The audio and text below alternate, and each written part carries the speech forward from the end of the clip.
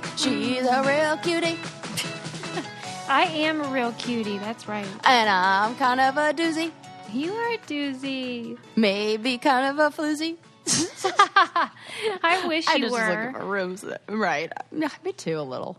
You know, I was thinking about how, you know, when you turn 30, you can be like dirty 30 or flirty 30. But when you're turning 40, as I unfortunately am this year, there's not as many great rhymes. 40 ain't no shorty. It sucks. That's a terrible rhyme. It does suck. Nothing rhymes with 40. So people are going to give us a long list of things that rhyme with 40. And we'll be like, well, thank you for that. Well, I can't. But it's just not as good as 30. How do you feel about turning 40? Not good, Sarah. Not good. Really? No. I was thinking that you were going to have the other answer, like a different answer. Well, you were wrong because I already told you I'm having a midlife crisis. Does that mean nothing to you? Well, no, it means a lot to me. I mean, you're just so casual about it. I mean, you sure are making a midlife crisis look amazing. No, I don't. And I want a midlife crisis.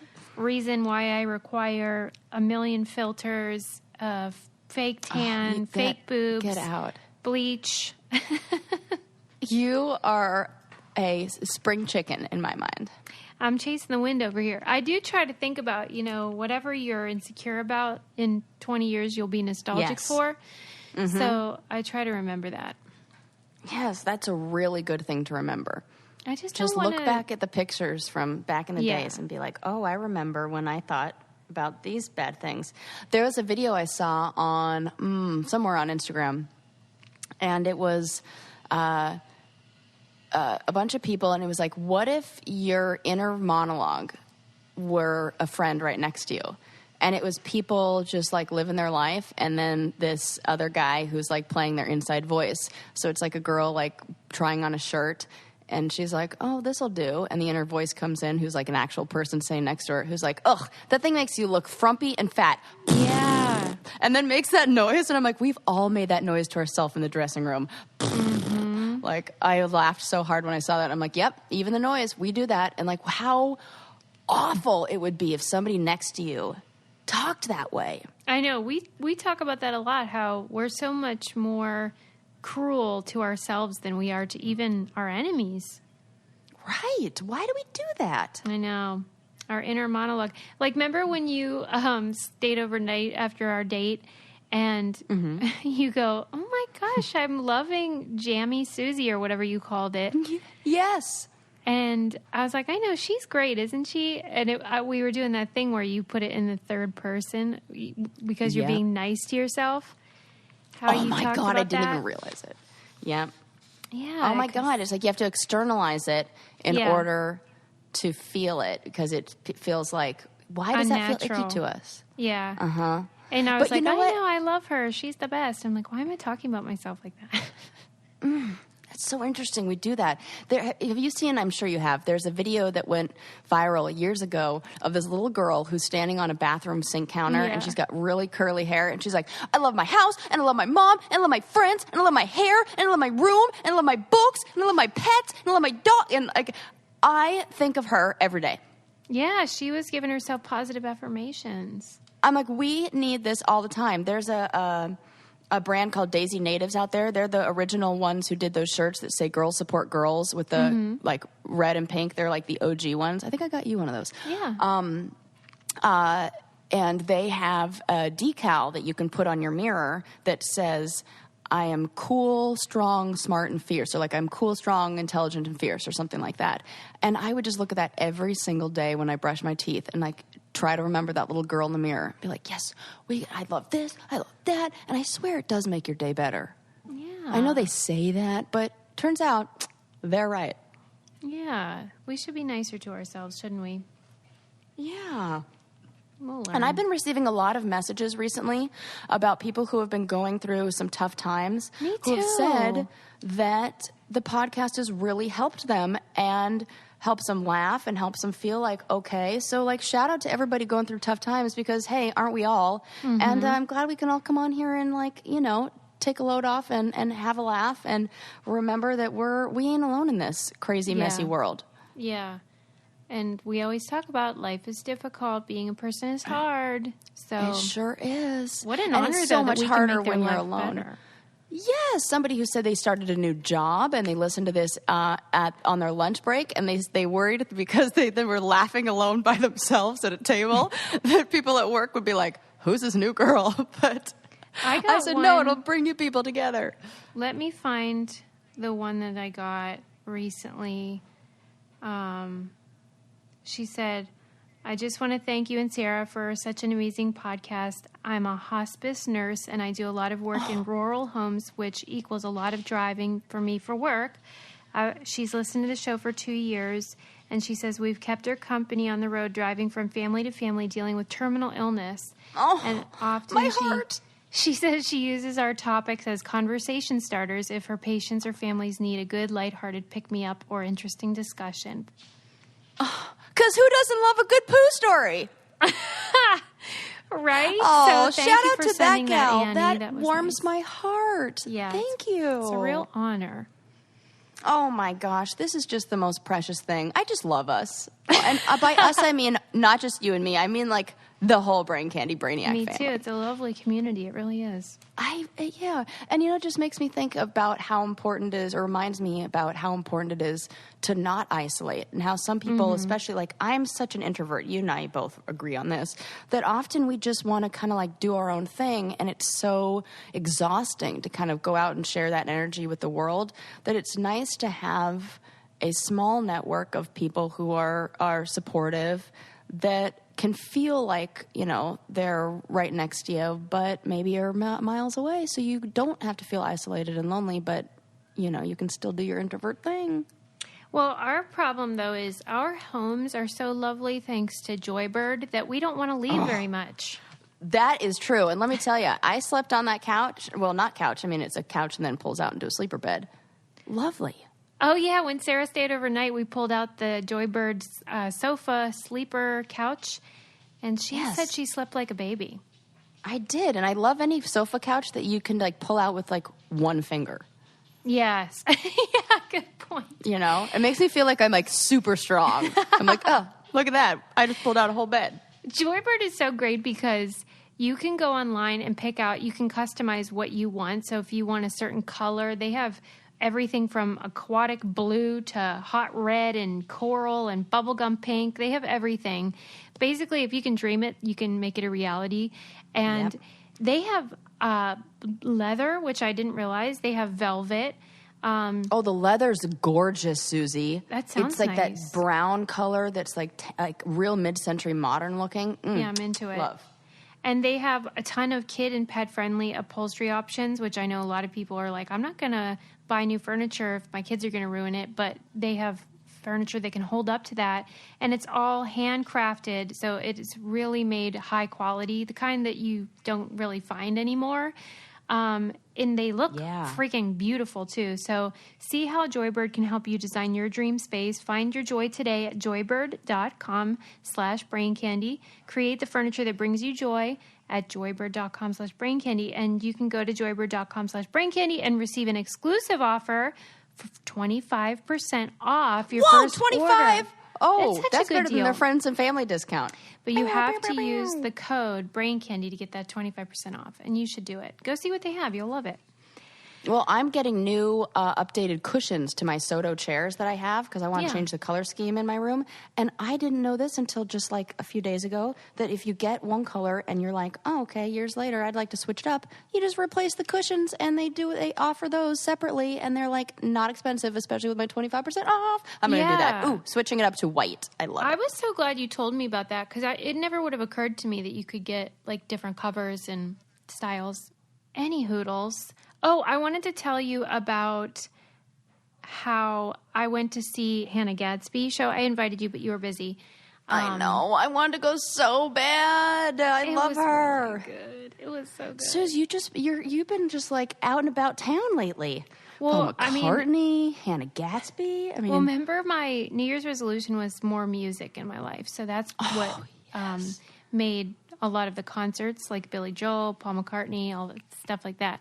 But this was just because I freaking love Hannah. And I had seen her a couple months ago working out the material for this tour. So I wanted to go then to like the tour after she'd already, after she had solidified the act. And I was so fascinated and really glad that I had gone to both because then I could compare them. And it's fascinating to me how comedians work out material and add stuff and change stuff. And so that was fun to see. But one thing I just kept thinking about afterwards, a lot of it is, of course, about patriarchy because that's what she tackles. And she was talking about this stereotype or whatever that women are so hormonal and irrational and emotional, all that stuff. And she's like, we've really bought into this idea that women are emotional and men aren't. And she's like, but what do you think that the phrase boys will be boys means? What it means is that they, not only do they have hormones that then affect them, but that we will give them permission to do it without any consequences. Ew, yes, that's totally true. I just kept thinking about that and how you hear that phrase all the time. Like, well, even I remember when the Access Hollywood thing with the grab 'em by the pussy tape came out, and I was talking to my mom about it because she's a Trump supporter, and she was like, yeah, all men are like that. That's how men are. And like, not even denying that this is how it is, but that it's also kind of just, we just have to accept it. And like, but you can't be like that. No, no, no. But they are allowed to. I grew up in a house where the girls weren't allowed to date until they were 18, but the boys had free reign. So, Oh, God. I didn't know that one. Because boys will be boys, Sarah, and there's like nothing you can do about it. But I just think... I hate this. She does such a good job of taking things that we all know and have experienced, but then making you see it in a new way. Man, is she good. So funny, too. Yeah. Oh, I'm glad you went to that. And that's really cool to see the evolution of a comedy act. It was. I was like, oh, she added that and she changed that. And I don't know. It was just fun. And she does a lot of slides of Renaissance art. And, I love that. Like she did in Nanette as yes, well. Yes. And that's just so fun because she's so smart and educated about art. So then when she points stuff out, like she was saying, a lot of people think that men now, they watch porn and then they get these unrealistic ideas about women. But then she showed an old Renaissance thing of 3 women who were curvy and stuff, which is always the 3 nice Graces. to see. I know exactly what she's showing. But no pubic hair. Right. And she's like, that's been around forever, where women are shown as not fully adult, not fully human. And it does make you think, Man, that's true. Yeah, it was fun. If you get a chance to see her on tour, I would really recommend it. She's excellent. Oh, my God. I would love to see that. And you would love it because they put your phone in a thing so you can't use it. Ooh, you know how much I love that. There's nothing I love more than getting rid of my phone. A phone-free experience. Yeah, I freaking love it. Yeah. So in a completely different realm of the universe. Yes. With very different audiences. Have you heard about this viral meme thing that went around, people who were petitioning to raid Area 51? Yes. Are you going? Oh my God. I am cracking up at this. I don't know why it's so funny to me. The memes are hilarious, and it makes me think, why haven't we done that already? What's their intention? They just want to know, what the hell are they hiding in there? What's so top secret? And something started, somebody put out a tweet that was like, hey, August 30th or whatever it is, 2019, at this time, we are all charging the gates at Area 51. Sign this petition. They got 1.5 million signatures, and that people confirmed they would go, and then 2.5 million or something like that of people who were maybe I'll go. Supportive, yeah. So is this a warehouse or what? I mean, I don't know. I don't work for the freaking Pentagon over here. Well, you said storm the gate, so I thought you had an Well, I don't image know. of I what assume there are gates. I don't know. Is it underground? I don't know. I feel like I just have seen, whatever I saw on like Unsolved Mysteries or whatever that show was. Well, what do you think they are keeping there?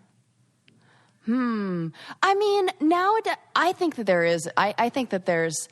I wouldn't say it's like alien life because did you ever see that movie? Oh crap! What was it called? Arrival, I think. No. Oh my god, it was so good. I think it's the most accurate. Like if aliens did come to this planet, then this is what it would be like, where they communicate in a completely different way, where it's more like thoughts and like images, and it's really cool. I just thought it was so well done and like conceptually like, okay, yeah, this is kind of like what it might be like. And we're not alone out there, right? If we know that, like, I feel like now it's like that we know. And so I feel like it's more like technology that's hidden in there than it is an actual alien life. I think it's something like that. Okay. But fuck, I don't know, but I want to know. Does the government admit that there is something in there that there is confidential? I don't know. I don't even know that. I feel like there's always these stories coming out of people who like left the, some government agency and was like, yep, there definitely were. And then we talked on a previous episode about all these really credible pilots and, Air Force guys who are like, yep, we saw some shit. And they're definitely, I get chills just thinking about it. Oh, I love that. Yeah, so I'm like Fox Mulder over here where I'm like, I want to believe. The truth is out there. Well, one thing that's definitely true is how well we're sleeping on our Brooklyn sheets. Oh, amen. Guess who just got the linen ones? I'm feeling fancy because it's hot here in the summer. Do you like them? Oh, my God, Suze. It's fancy as fuck. Sorry, Brooklyn. I'm sorry, Linda. Did you, what color did you go for in the linen? I went with the packet, the big guy kit. So I went with a white, and you can I love that you can customize it. You don't have to get everything the same color. Yeah. So I got the sheet set in the natural like cream color because I figured, maybe I'll get a stain on them and then I'll wash them. It's no big deal. And then I got the down comforter in white.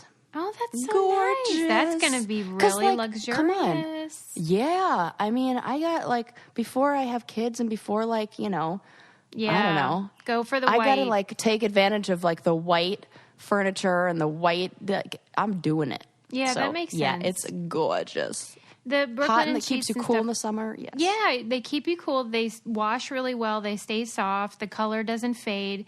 And they have this new linen collection that now Sarah is enjoying, and it's in their name, so it's good. Brooklyn's newest linen collection's amazing.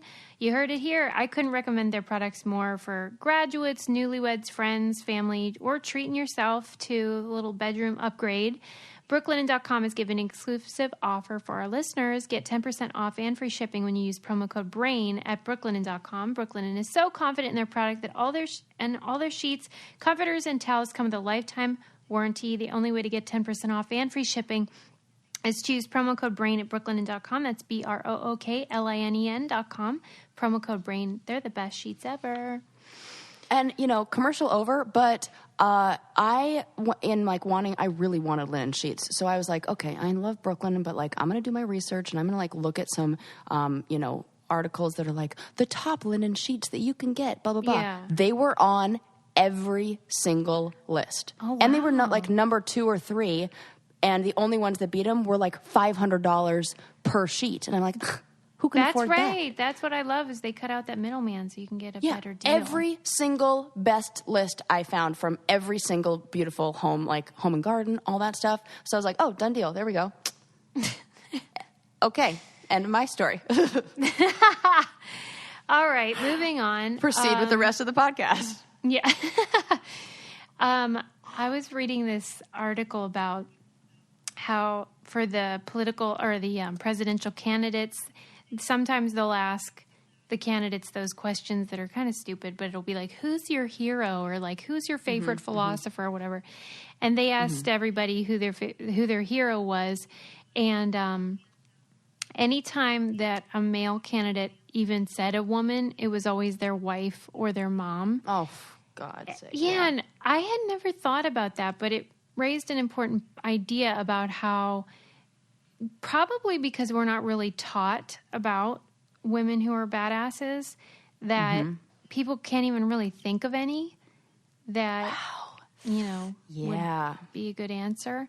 And then, what were some of the other answers people gave? So, I can't remember who, but somebody did say Harriet Tubman, but it was a woman candidate. The men were saying, like, who the heck did they say? I don't know, just famous men from history, which is fine. It's just that when there's that many women that are running, maybe go ahead and name a woman. Right. Well, this is a perfect example of why representation matters. Yes. Because you have generations of men and women that have only seen men put on pedestals and propped up or called a genius. Well, that's why that's what happens. That we read in Elle Scavell's book, Just the Funny Parts, when she worked on those shows as a writer, she said people hire people who look like them. So it's not even intentional necessarily, but if you're a white straight man, you're probably going to recommend another white straight man to take another job there. Like, oh, you should hire my friend. And so it's really the job of the people hiring to seek out people of color and women. I was looking at the Emmy nominations that came out, and SNL was up for whatever variety show or whatever, and they listed 29 writers, and only 5 of them were female. Oh, man, that's surprising. It really bummed me out, and we have such a long way to go. And even like, I don't know, Colbert and these shows that are progressive, it's the same. Samantha Bee is really the one who's doing things different. Yeah. I mean, there is improvement, but like in this article it was saying they did a study on history books. And of course, women are discussed much less, but it was saying in an 819-page history book, I mean, that is a big-ass book, mentions of women couldn't even make up one entire page. No. Oh my God. Oh no. And 53% of those on that one page were just talking about women doing domestic work. Okay. Well, isn't that fun? Okay. Right. This is why I was recently going through all my books and like weeding through ones that I didn't need and getting rid of stuff, sending things to the Goodwill. And I have my U.S. history book from when I was in college, because I had to take that in college. And I kept it because I'm like, I need this for historical reference later so that someday I can show my children's children how silly it was, how we wrote, like, the history books when. Because I'm sure those are going to be, like, outdated by then. I sure hope so.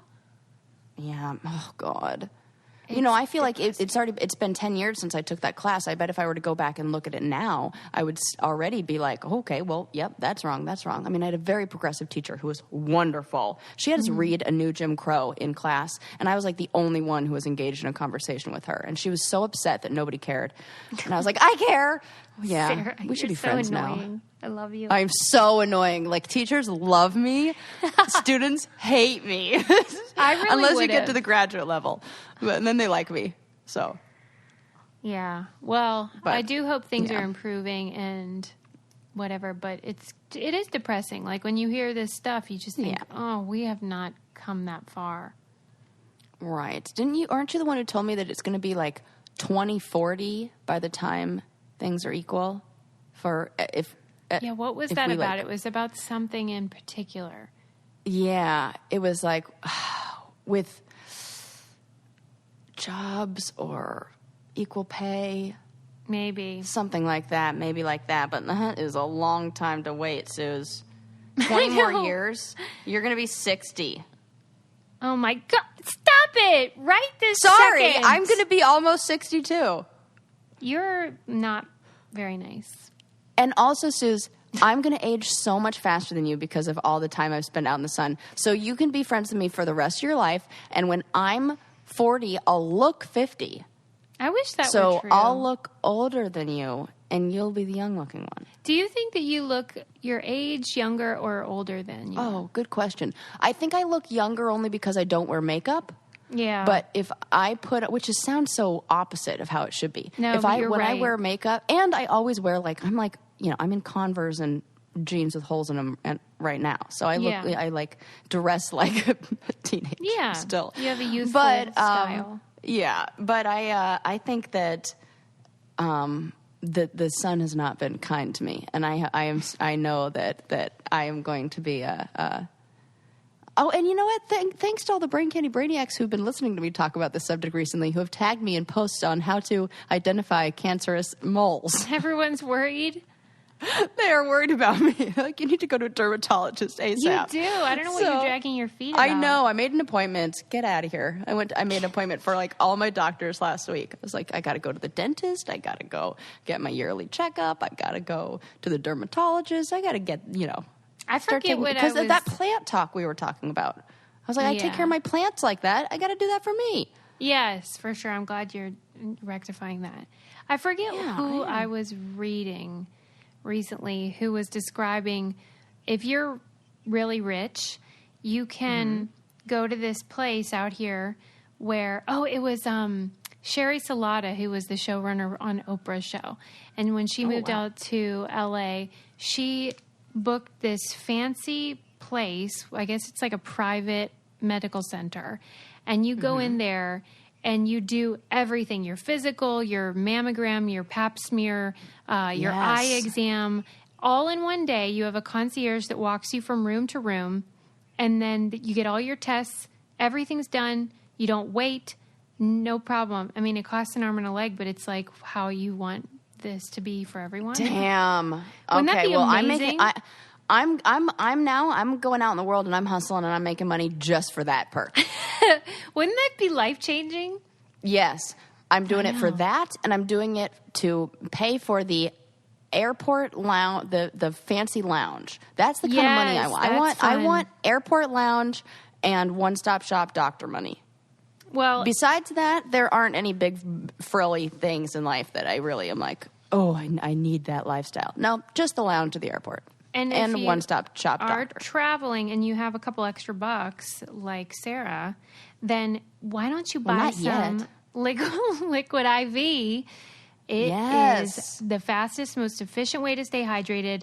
Everybody is loving it. They keep tagging me. And, my friend Samantha, she went to, I believe she's in Israel, and she took liquid IV with her. And, it's the friggin' desert and hot as heck. And she said it was a lifesaver for her. Because it's a little packet of powder that you just add to your water, and then it hydrates you 2 to 3 times faster than just a normal bottle of water. And it's so easy to travel with, like Samantha's doing, or just take it with you in the car or when you're out with your kids after their soccer practice and stuff like that. It is really handy. And you can open up pretty much every bag that I own, and in a pocket you will find a liquid IV for emergency purposes. When Sarah and I were out, we were looking for her vape pen because, she has needs, and I saw some liquid IV, but no vape pen. So maybe that was for the best. I left it at home, yeah. I had to enjoy the comedy club sober. Yeah, right. We know you will too. Right now, our listeners get 25% off at liquidiv.com when you use our code BRAINCANDY at checkout. That's 25% off anything you order on Liquid IV's website. Go to liquidiv.com and enter promo code BRAINCANDY to get your savings. Start getting better hydration. That's liquidiv.com, promo code BRAINCANDY. Don't wait. Start properly hydrating today. And I didn't say this, but they have all different flavors too. They're yummy. Oh, yeah. And you know what? It's probably better I didn't smoke weed before that comedy show since we had an earthquake, and I probably would have been like freaking out. Yeah. What's happening, man? The whole earth is moving. What if I was this comedy act is really, really ground shaking. So it's better you had liquid IV. Yep. Instead I had that. Okay, wait. What else did I want to tell you? Okay, wait. Yes. Okay, hold on. So, I thought this was interesting. You know how everyone claims that kids can learn languages really fast because they're like sponges? Everyone always says that. Well, what? Okay. I just want to say it's because language is developing in a different area of the brain pre-adolescence. So you're almost getting a 2-for-1 special on where you're learning it in the brain. It's like Broca's area and another area. I can't remember what it's called, but it stops. You stop processing language in that other part of your brain after about 12 or 13 years old. So I think maybe, though, that's what this article was saying is a myth now, or a whatever. Wait, like what I just said is a myth? Yeah, because it was saying that the truth is that they learn it the exact same, but it's really just the amount of time they're exposed to the language. Oh, like in comparison to how long they've like been alive? Yeah, well, no, just that when kids are exposed to language, it's usually because they live with someone that speaks that, or like in Lincoln's case, his nanny speaks Spanish. Yes. So he's just around it way more than if you're an adult trying to learn. You're only dedicating like 30 minutes a day or whatever to it. So it's like more immersive. Yeah, and they're basically just saying like adults can learn that well too if they are in that position, but they're usually not. Yeah. Huh.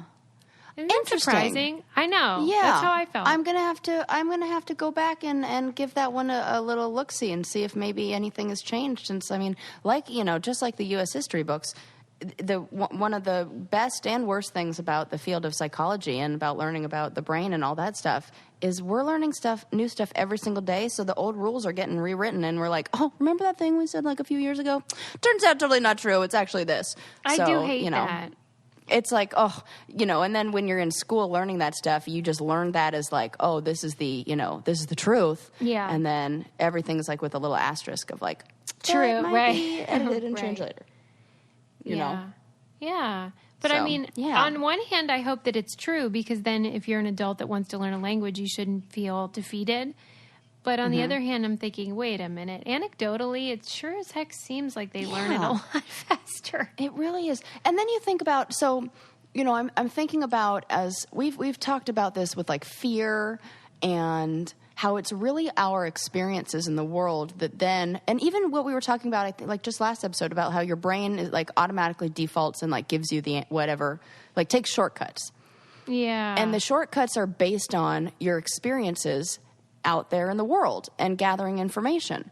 And if you're a child who has had limited experiences, then your mind is kind of more open to multiple possibilities, and it's not really creating, I think it's probably not taking those shortcuts as fast because it hasn't had the chance to learn that shortcut. So maybe there's less kind of like distraction and chaos happening in the mind. Yeah. You know? Yeah, I'm into that. I don't know.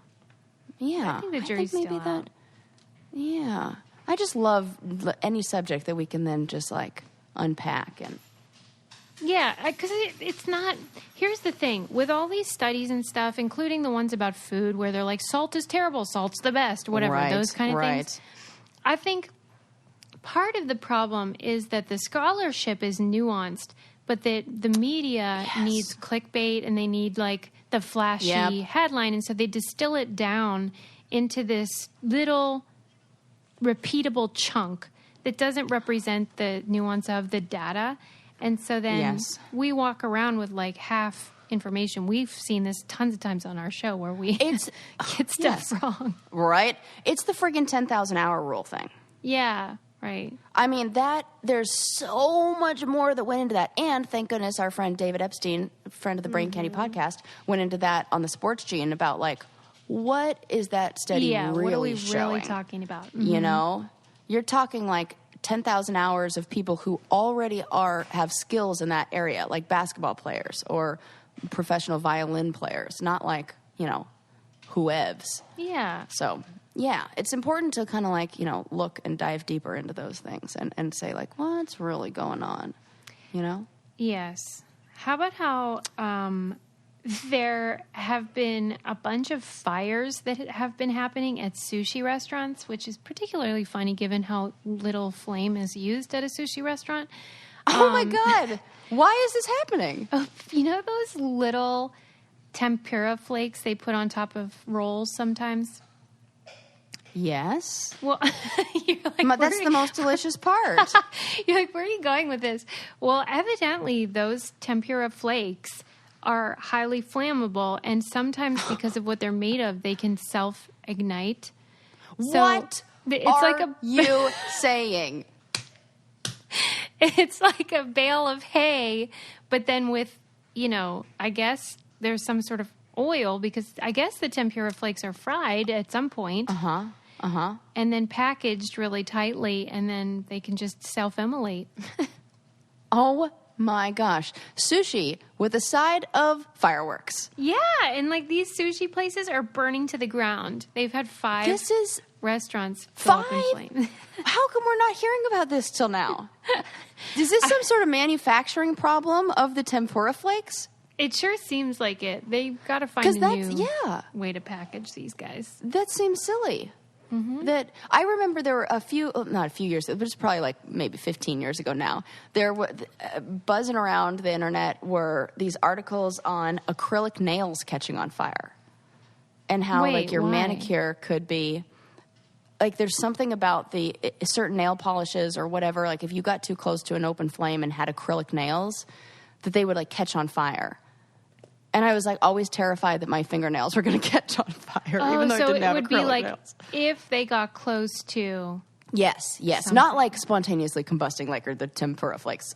You know what? That makes sense, though, because they are... Right. Yeah. Okay. I mean, that stuff would be... And acetone and all that stuff, ooh, that's flammable.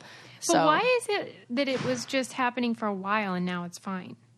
I don't know. That's what I'm saying. It's like one of these things where like the news comes out and we're all like, whoa, that's crazy. And then it dies down and people like totally forget about it. And I'm like, wait, are nails still catching on fire, people? Yeah, because I feel like the tempura flakes, what would have changed with those guys? I don't know. That's what I'm saying. Like there's something weird going on. Someone's getting a little crazy with the sake. Yeah. I'm trying to think of other things that were products that like, or something... the only thing that my mind goes to is like razor blades and Halloween candy or like that kind of like those like fear, things that come out every Well, then so there often. was the Samsung phones that were igniting. Oh, yep. I mean, but those like really were igniting. Did they sort that out? But then we stopped out? hearing about them. Right. They must have figured it out. I would imagine they sorted that. They fixed that. That seems like a big one. The people in white coats. Yeah, right, exactly.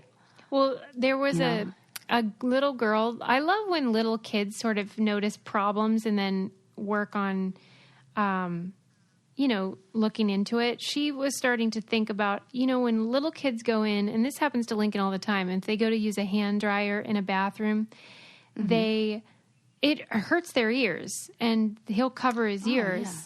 It's so loud. And she had called all the manufacturers, and they didn't have a lot of data on the decibels that the machines go to, but that they claimed they were safe. And she's like, well, maybe they just tested with adult height. And I thought this was so clever. Yeah, so she went around and with a little machine and measured the output of the decibel level and determined how they were actually at a harmful level for little ears. Oh, this is a little girl who did this? Yeah, she's 13. Okay, well, she's a genius. Yeah. And that's a badass bitch of the week right there. I freaking love her. That is so cool. Yeah. And shout out to those parents who are encouraging that kind of curiosity and also follow through and questioning, authority, sort of. Not really authority, her mom but like, said that they had a great time. They actually really enjoyed going and finding different manufacturers and testing them and checking, and it's really cool. Oh my gosh, this is great. I encourage this for like what other because kids, they have a different view of the world than we do. We totally forget. Yeah. I mean, even little things that you can do. We were in the pool the other day, and Lincoln was like, someday we should empty the pool and fill it up with LaCroix. And I was like, can you think of maybe some problems with that idea? Oh, good question, Susie. Oh my God, you're the best parent. And he was like, he really had to think about it, but then he was like, sticky. I love that he goes to mess. My mind is like, it would take you a long time to pop open all those bottles. My finger would be sore. Sarah's thinking about supply and demand. Yes, I'm thinking about cleanup. I'm like, I don't think there's enough LaCroix in all of Southern California. Not with these hipsters. True. But yeah, I love the idea because it's not on the top of your head all the time as a parent to be engaging. But when you do, it's pretty fun because they have good answers for shit like that. And the thing, they're asking questions all the time. Yeah. And if you flip that, and at a certain point, I'm not a parent, but as a nanny, I knew this where I was like, oh God, stop. Like, that's enough questions. And the only thing that worked, and it works every time, is if you flip it on them. Yeah. You go, well, what do you think happens? What do you got? And like, just like you said with Lincoln, where he like had to think about it for a long time, that's all they want to do. They want a task. They want to engage. Yeah. They want to like think about something. Release from boredom. Yes. Mm-hmm. And then they're like, oh, I love it. I love it. I love it. That's like 5 minutes. There you go. Check. Well, another solution to a problem is Quip toothbrushes. I don't know if you guys ever had one of those gigantic ass electric toothbrushes that take up all the space in your bathroom and are the worst. Well, Quip is and the they get opposite. nasty. They do. What that stuff that gets between the brush and the base? It's gross. That's the grossest. Quip I is don't have so much that problem better. with my Quip toothbrush. Yeah, because they send you a new head every 3 months. So, like, when you get the new head, you take off the old one, use the old one to, like, clean the parts. So everything gets good as new. Then you put the new one on. It's very cathartic. And it has the vibrations, of course. Every 30 seconds, it reminds you to switch sides. And it tells you how long you need to brush. And they just look so much better. But also, they're great for travel. Like I always say, you can take the thing off the mirror and then put on the head so it has a cap. And that way you can take it on the go for your vacation. And there's a 3-month battery life as well on that thing. So you don't have to worry about that. That's why we love Quip. And why Sarah's probably taking it on all her, like, jet setting. Where are you going, Mexico? She's going, like... Yes, I am. Yeah. I'm going to Mexico. I'm going to Nashville. See, she's going to take her Quip, and it starts at just $25. And if you go to getquip.com/braincandy right now, you can get your first refill pack for free. That's first refill pack for free at getquip.com/braincandy. Yeah. What the heck do they make that sticky stuff that sticks to the mirror out of? Because right. I had that off my mirror for like months and in my bag. And then I went to go see, I'm like, this probably won't stick anymore. It does. Yeah, what is that? Yeah, I'm like, I need this tape for everything. What if they're like, it's LaCroix? Stop being hilarious. It's like, what can LaCroix fix? Do you even like that stuff? You do. You like that stuff, yeah? Yeah. We get that all the time. Yeah, I'm into it too. Well, we have to. We live in L.A. Well, you're actually a millennial. I'm not, but yeah. I am. There was a millennial like quiz online. It was like, how millennial are you? And it was like all these things. I like was proud to say I didn't even know what 25% of those things on there were. Was it the one just about food? It may have been about food. Yeah. Because I did that too. And I got 8, which made me basic. Yeah, I was basic too. I was like, oh, look at that. I was like, but I love avocado toast. It should count for 2. Yeah, I do love avocado toast, but a lot of them was like that avocado weird toast with egg. What's that? I only like it with an egg. Wait, how do you make it? Avocado, like avocado salt and pepper. toast, and then you just like put an egg on the top. Oh, that sounds great. I don't know. It feels like it's not enough with just the toast. Yeah. I always ask for an egg on top. Yeah, we have needs over here. We're growing women. Yeah. This is neither here nor there, but anyway. I read a thing about fast food workers. It was so interesting. Oh, yeah. Tell me. So, you know how you often hear politicians being like, oh, yeah, like I used to work flipping burgers, like if they're a man of the people or whatever. Yeah. Right. And most of them, if they did do that, were doing it in like the 1980s. And it's totally different now. And it's so much worse for workers. And I admittedly didn't realize this myself, and how the automation of business has made it so that, for example, let's say you start work at 9 a.m. If you clock in at 9:01, you'll get penalized. And so what a lot of people have to do, and remember, these are people, most of whom are, the average age of a fast food worker is 29. So these aren't kids. These are adults. A lot of them have kids of their own. And instead of getting penalized, then they have to leave home 20 minutes early to make sure they're not going to clock in late. So then they're losing a lot of their time trying to beat the system and avoid being penalized, rather than just having a system where you're paid for a minute less, you know? Right. Oh, my God.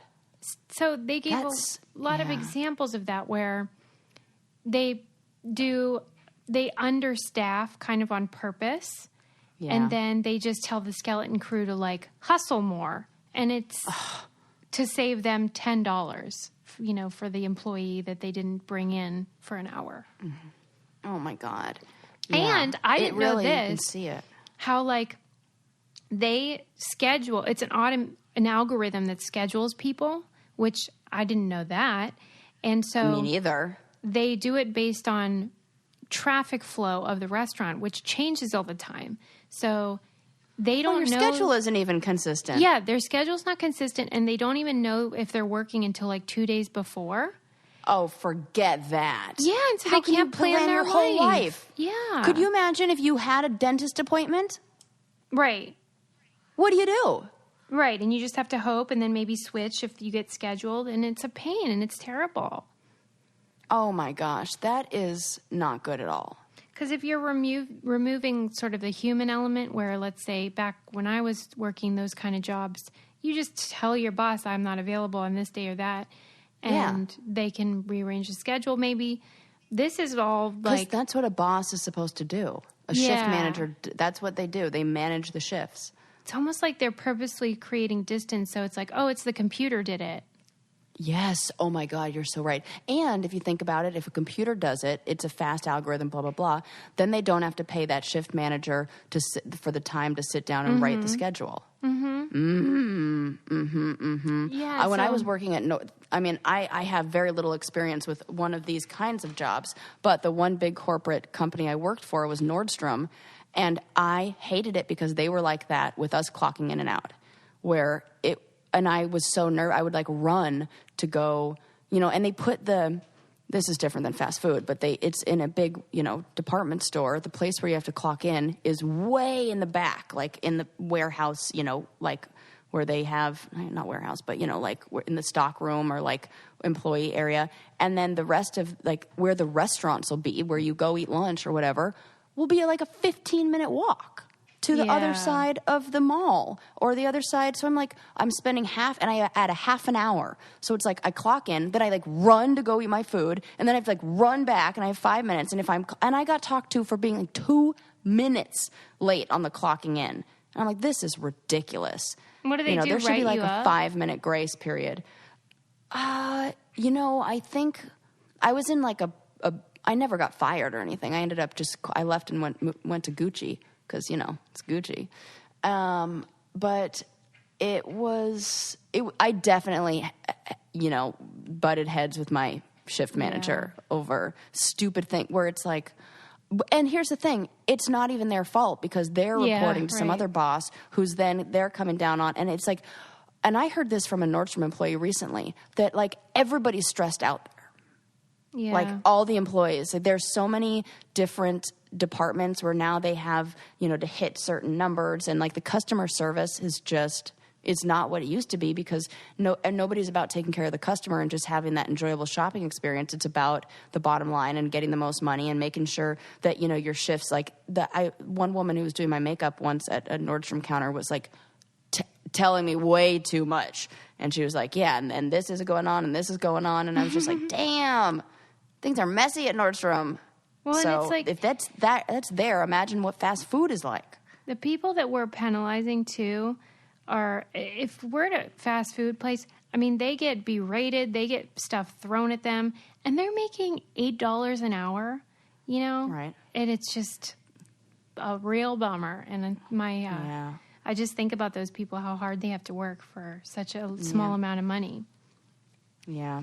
But I was glad to read it, though, because I didn't realize how automation was affecting workers in that way, apart from maybe at Amazon or something like that. Yeah, it's good that we're talking about all these things. And I was just going to say, this reminds me of our Amazon warehouse story. Yeah. It's and important people are just to kind trying of to like make a living. peel back the curtain and be like, this is what's actually going on back there. And I feel like it changes how, like me, I can only speak for myself as a consumer, interacts with these people who work at the places, or even my shopping on Amazon. Like, oh my God, after learning that, I, no joke, have not bought one thing on Amazon recently. Oh, that's good. And not because it's like I don't need something, but I'm like, you don't really need this right now. And you're going to like, come on, send somebody at 2:00 in the morning when you want to buy like something stupid. Yeah, you have to be more mindful. Like, yeah, I was more mindful. And I think it'll also, knowing this about, fast food workers or employees, maybe when I'm at the drive-through line next, I will be like extra. I mean, I try to be extra nice anyway. But if I'm having one of those bad days, I'll just remember that their day is probably a lot more stressful than mine. Yes, be thankful. If you have a good job you like, you're lucky. Speaking of fast food things, because now you just reminded me of this that I wanted to like share with you like in our regular life, because I'm like, why would I talk about this in the podcast? But turns out, here we are. I was driving through El Pollo Loco. Shout out to El Pollo Loco that kept me alive during grad school. Shout out to El Pollo Loco. Yep. Mm-hmm. And their California bowl. Thank you. Avocados. Love it. Now I'm thinking about food. Where was I going with this story? Oh, yes. So at the drive-thru line, when you go to the window, there's a sign up there that says, honk if you love our food. Nobody wants us to do that. Why is that sign there? And I'm always at El Pollo Loco at like way late at night, because it means like I missed, it's like 11 o'clock.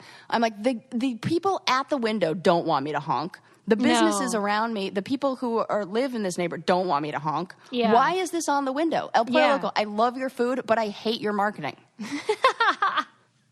Right. This seems like a bad idea that somehow That's what I'm saying. Mm-hmm. Right. So next time I'm going to have to go through the drive. Maybe I did take a picture of this. I might have taken a picture of it because I was like, I think I did. I have to show this to Susie, because I'm like, this seems like whose idea was this? Not somebody who actually goes to fast food or works there.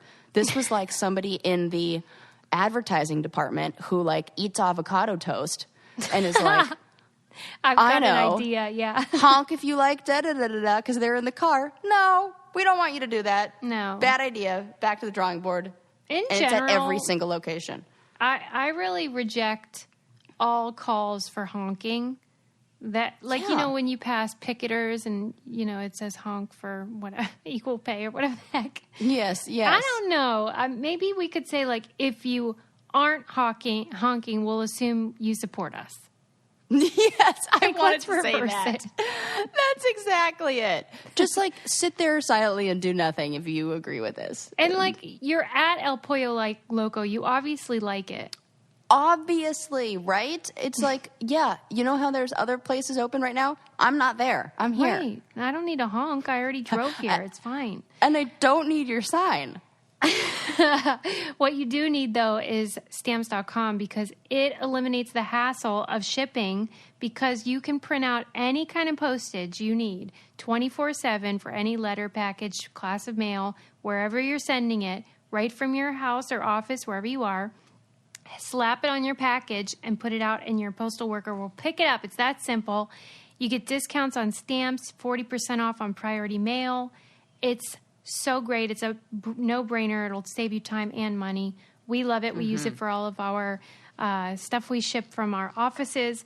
And right now, our listeners will get a special offer. It includes a 4-week trial plus free postage and a digital scale without any long-term commitment. Just go to stamps.com, click on the microphone at the top of the homepage, and type in Brain Candy. That's stamps.com, and enter Brain Candy.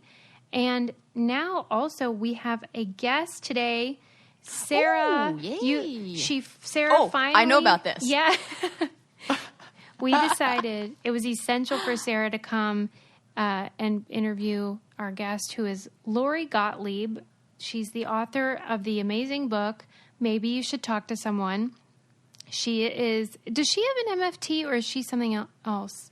Oh, no, she's an LMFT, yeah. Okay, so she's a therapist, and she wrote a wonderful book describing her, career, but also, and her patients, but also like her own journey with therapy and breakups and things like that have affected her.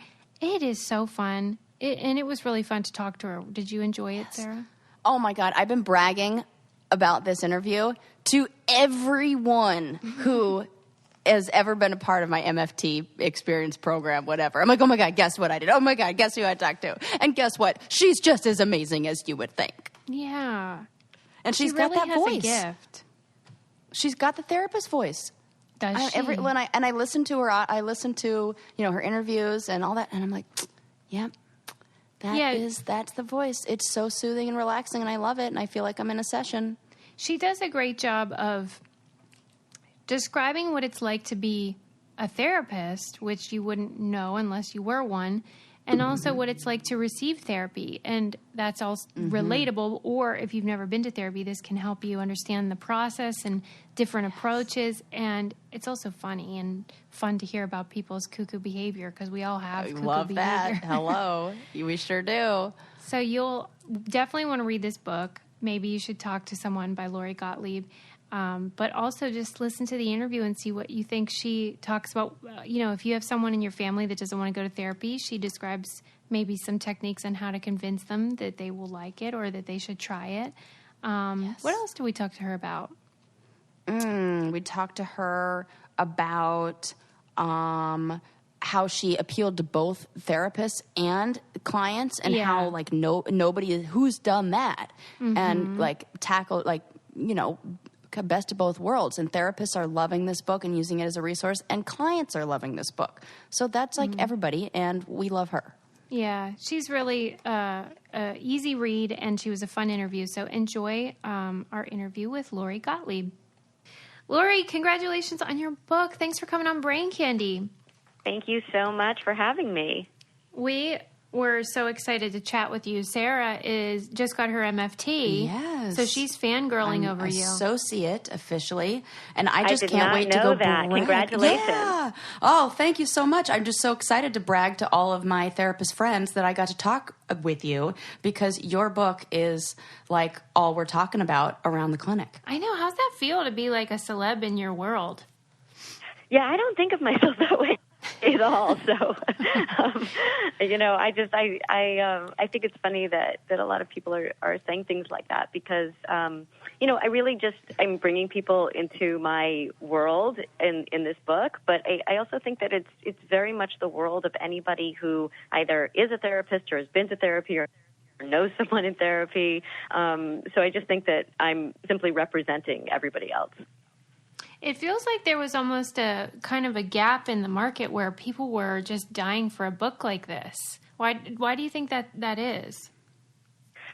I think that this book is so much about the parts of our lives that we don't talk about, but that everybody is thinking about.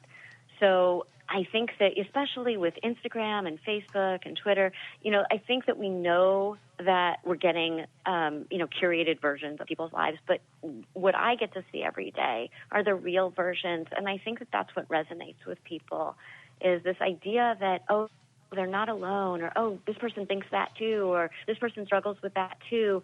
And not only that people are struggling with it, but I think there's something very inspiring about knowing that there's a way out, knowing that, even in these very deep struggles, that people move forward, and that it doesn't look like a movie. There's not like a big aha moment, but that little by little, their lives get better. And I think that that's what we're all looking for, is that the richness of the human experience in that way, and the real version of it.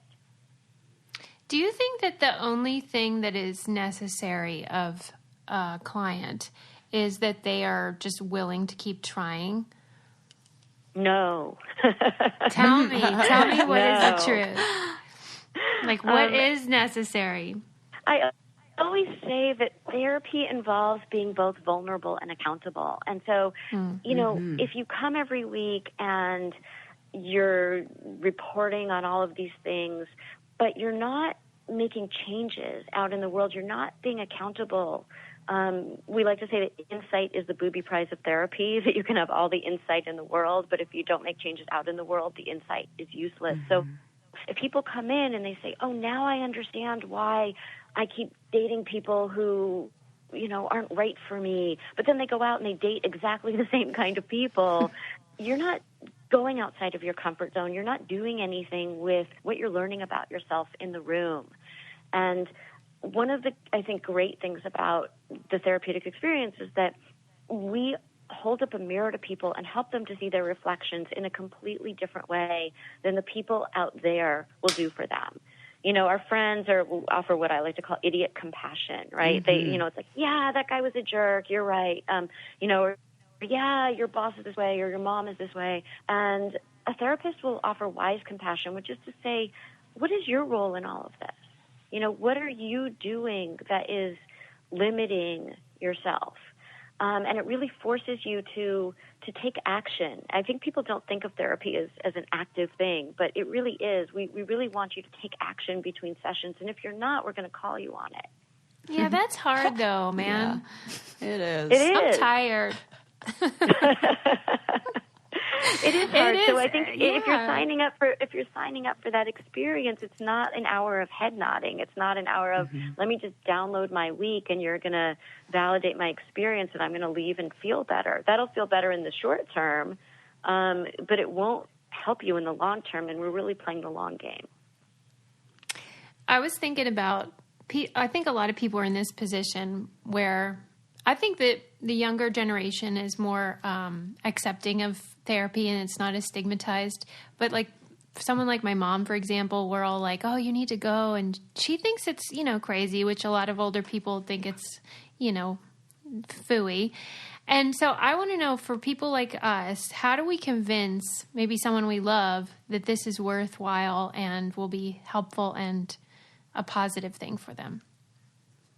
That's such a great question, because I think that a lot of people in your mom's generation think, well, yeah, I'm feeling this or that, or I'm having trouble with this, but, stiff upper lip, I have a roof over my head and food on the table, so why do I need to go whine, is how they probably look at it. When, I should just put on my big girl panties and move on. Yeah. And I think that what happens is just because a feeling is inconvenient and you decide to ignore it doesn't mean that it's going to go away. That actually, when you push down your feelings, they get stronger.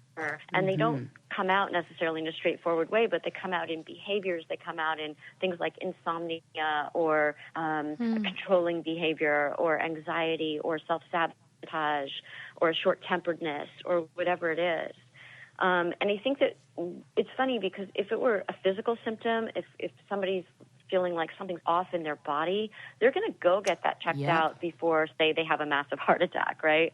But if something feels off emotionally, so often people will not get it checked out. Will feel like, well, it's nothing or it's not a priority or, that's just a sign of weakness and I don't need to go talk to somebody about this.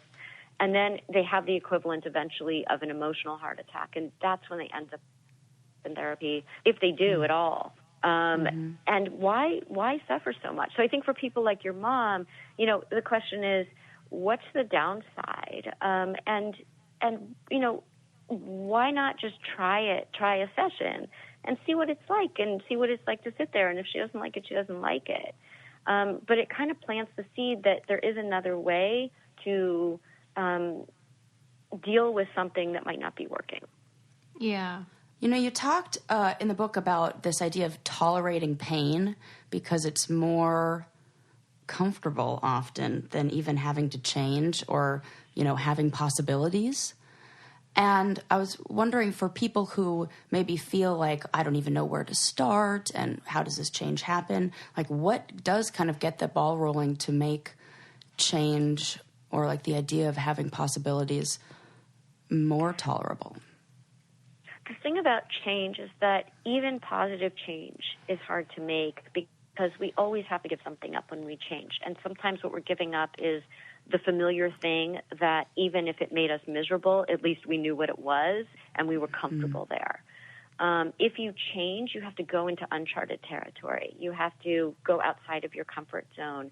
You have to go into uncertainty. And I think for most of us, our natural inclination is to cling to certainty, even if the certainty was unpleasant.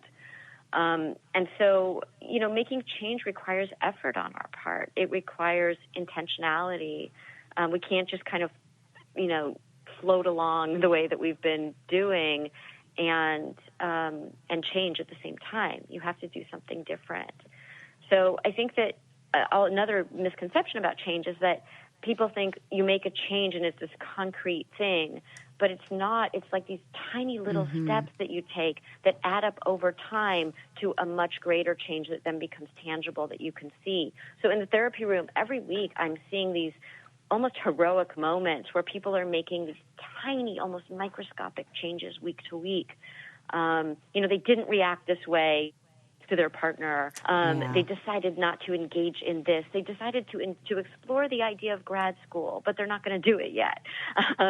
These little changes that then over time add up to 5 years later, wow, look where I am. I'm so different from the person I was 5 years ago. Yes. Yeah, that's so great. We talk about it on the podcast as being like having to work out your mental health the same way as your physical health, and like going to the gym and working on different muscle groups, and you don't just like go in once and leave a bodybuilder with abs, and how it's like different groups and learning how to use them and learning how you activate them, where the heck are they? And so, trying to keep that in mind with mental health is so hard for us to do. It's like we understand it so deeply with physical health, but that, I don't know, that it just doesn't seem like we have the same idea about mental health that way. Right. And at the same time, I think we also don't realize how important it is in terms of how it affects every area of our lives. It affects our relationships. It affects our careers. It affects, our families. It affects the people around us. So the quality of our emotional lives affects every area of our lives and of the lives of people who are in our lives. And I think that so much of the time people don't realize the impact that their kind of, let's just say, emotional baggage has on the day-to-day life of not only themselves, but the people around them. One of the things that was so fun as a reader of your book was that you do describe your patients and the different types of challenges they're facing, but you also were quite vulnerable and open about some of your own challenges. I think a lot of people aren't used to hearing that from a therapist, certainly not their own. And I just think that resonated with the reader, and I'm wondering if for you that was a difficult decision to get vulnerable and talk about your own struggles and relationship issues, etc. Yeah, well, originally the idea was that I was supposed to be writing a book about happiness, and this happiness book was making me miserable because it was literally depressing me. The irony wasn't lost on me that I couldn't write the happiness book because I was too depressed to write it, but it had to do with the fact that I was starting out as a therapist, and I felt like the happiness book was sort of scratching the surface of everything that I was seeing in the therapy room. And also, once you start doing therapy, you realize that happiness is kind of beside the point, that happiness as a byproduct of living a fulfilling life is absolutely an admirable goal and one we should all have. But happiness as the end goal, as the goal itself, is a recipe for disaster. And I couldn't write that book, and I canceled the book contract. And I decided I wanted to bring people into the therapy room so they could see all of the stuff that I couldn't write about in the happiness book. And I was going to just tell the stories of these patients because I thought that people would see themselves in the stories of these patients. But then I realized I'm leaving out a whole dimension of this story. I was going through an upheaval in my own life at the same time that I was treating these patients.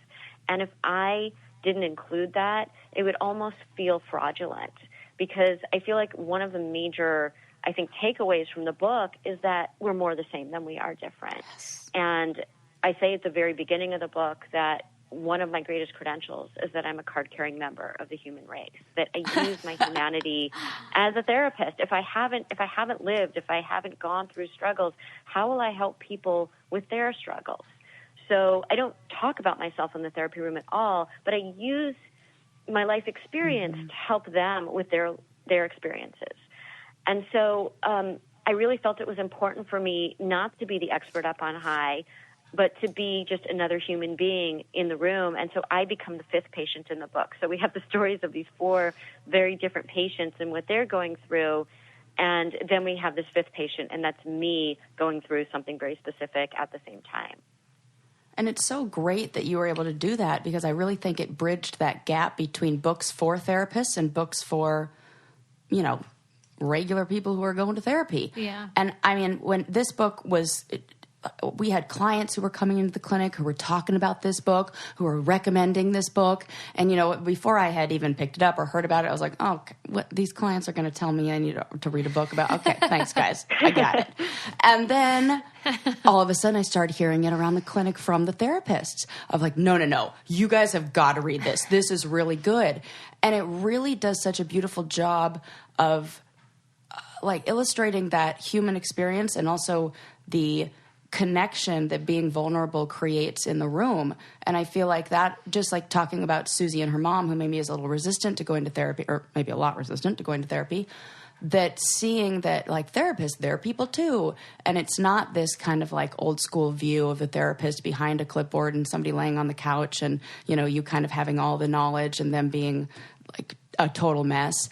And that just opens the door for change and healing. And so it's just so great that you went there and were able to be vulnerable, because I see it as the reader who likes this as a patient and also as a therapist. Yeah. So just thanks for all that. No question. Yeah, no, I appreciate that. I think that's why, a lot of the book is really funny too, that I think a lot of things that have been written about therapy have been very clinical or very serious. Yeah. And while there are certainly serious issues that are written about in the book, I wanted the humor and the joy and the lightness and the ridiculousness of the human condition to come across, that, we're also ridiculous as human beings. And I think if we can laugh at ourselves, it takes away the shame.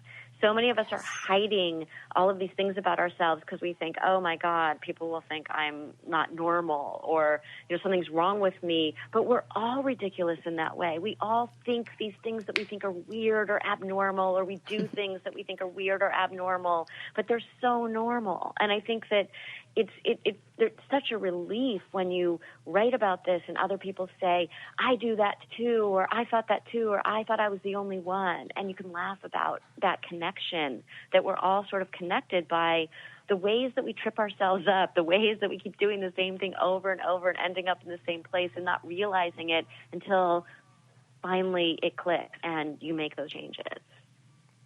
I had asked some of our listeners if they had any questions for you.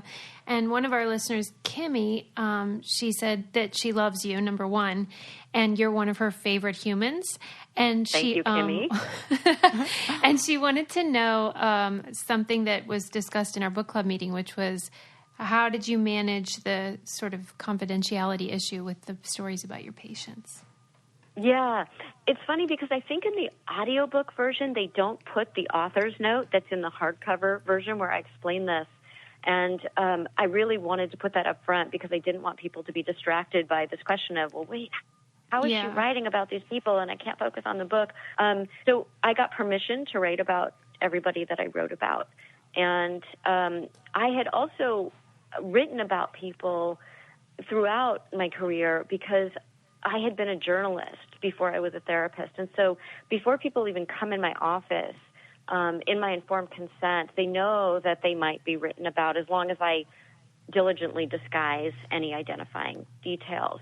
But this was different because this was, it wasn't just like a New York Times piece where I'm mentioning an anecdote that happened in the therapy room, but I'm really writing in, much more comprehensively about these people. So I really had to not only get permission, but be very, very careful about changing anything that could identify them, which was, in this age of the internet, was much harder than one might imagine.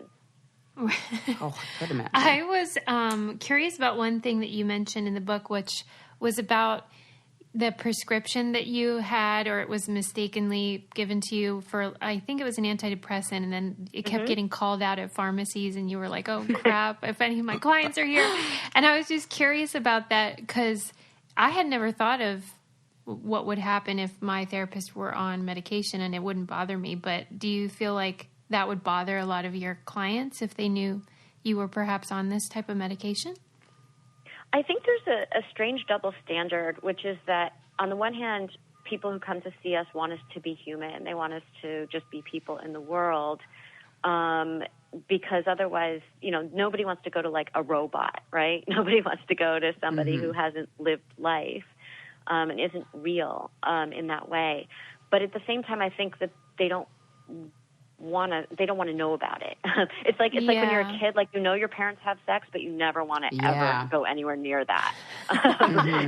And so, like, that you somehow were born, conceived, but we don't want to know the details. One time and that's it. Yeah. Okay, exactly. So it's not so much about... So I think what happens is, I write this anecdote in the beginning of the book where a colleague of mine was in a Starbucks and she had been trying to get pregnant for so long, and she was finally pregnant, and her doctor called her, and she picked up while in a Starbucks, and the doctor said that her pregnancy wasn't viable, and she and her husband had been through, so much to get to this point. And she started crying in the Starbucks, and her patient happened to walk into the Starbucks, saw her crying, left, and never came back to therapy. And so when you ask, what would it be like if someone, had been standing in that line at the CVS where they were saying, here's your antidepressant, which it was even doubly mortifying because I was not actually on that medication. But it shouldn't be mortifying, right? I mean, even if I were on it, it shouldn't be mortifying that, like someone's taking a medication. It's like if your doctor were taking medication for diabetes and treating you for diabetes, you wouldn't be like, oh my God, you're on medication for diabetes, you can't treat me. But we do have that idea that you can't be struggling in any way, or you can't be on an antidepressant, even if you're perfectly fine because you're on an antidepressant because it works for you. It gives people pause. It gives some people pause. Mm-hmm. We have one question that we ask all of our guests, which is, what do you keep in the trunk of your car? Ooh, I'm really weird that way. I don't keep anything except for an earthquake kit in the trunk of my car. I like that. Wow. What's in your kit? It's like one of those kits that you buy that comes pre-done for you because I didn't know what I would need. So every 2 years you have to replace it. And so I have like a notification on I know this sounds really anal, but I have like a notification you're in California. in my Outlook. This is important. That tells me, right, especially with these recent earthquakes. Yes. So that's what I have in my trunk. It's extremely boring. Wow. How do you manage to keep it so clean in there? Do you have like a routine? I don't know. Anything I need in the car, I bring with, it's like when I'm going somewhere, I just bring what I need. Wow, she's so fastidious. Oh, I like this. Yeah, my house, I can't say the same for my house. Okay. At all. There's stuff lying around everywhere. But the trunk of my car, I just don't feel the need to have anything in there other than in case of emergency. Ooh. We're going to have to analyze this because our theory is that I'm really curious, though, what do other people have in there? Oh, my gosh, you'd be surprised. Oh, everything under the sun. Yeah. A lot of people who are just, overly prepared real and quirky. A lot of dog stuff, too, pet stuff. A lot of impromptu picnic items, like blankets. items. Yeah, but umbrellas. Yours is like... organized and clean. And we think it's representative of where you are in your life. So we're going to have to analyze and talk behind your back about what this means about you. Yeah, it could mean so many things. But, so many, right? You should start asking your clients. Some of which are maybe not so positive. But Well, what is positive is the response of your book. Everyone is in love with it. I mean, now you're stuck. You're going to have to keep writing. Is that your plan?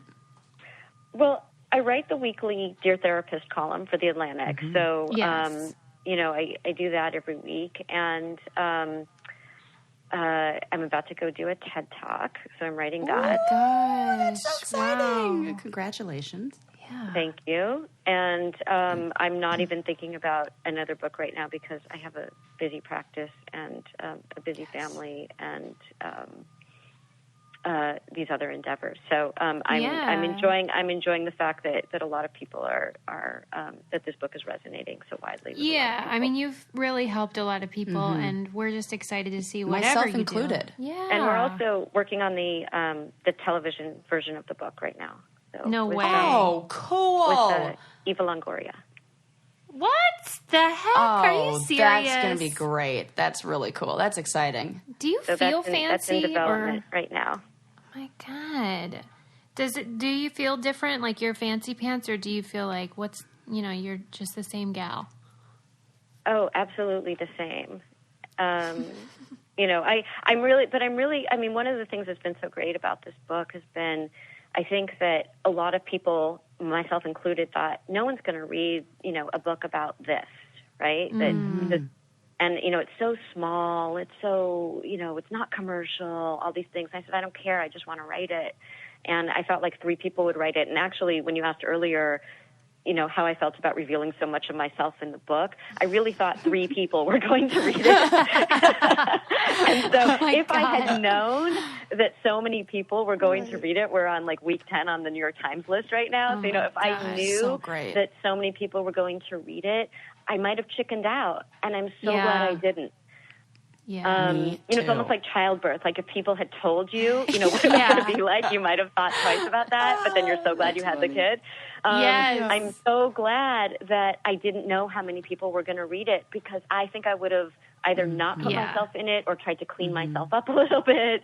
Yeah. And I really, like warts and all, put myself in it that way. And I think that's why it's resonating. And I think it wouldn't have resonated if I'd cleaned myself up in that way. But I think it's great that people are so interested in thinking about their lives in this way and, are really interested in their emotional world in this way. And, I think that's why I'm excited about the TV show, is that you can bring it to even more people through that. I'm really excited medium. for that. That's awesome. Yeah. Congratulations to you. Keep up the good work. Well, thank you, and thank you so much for the conversation. I was so glad to be able to talk to you guys. Yes, thank you for coming on. You're off the hook.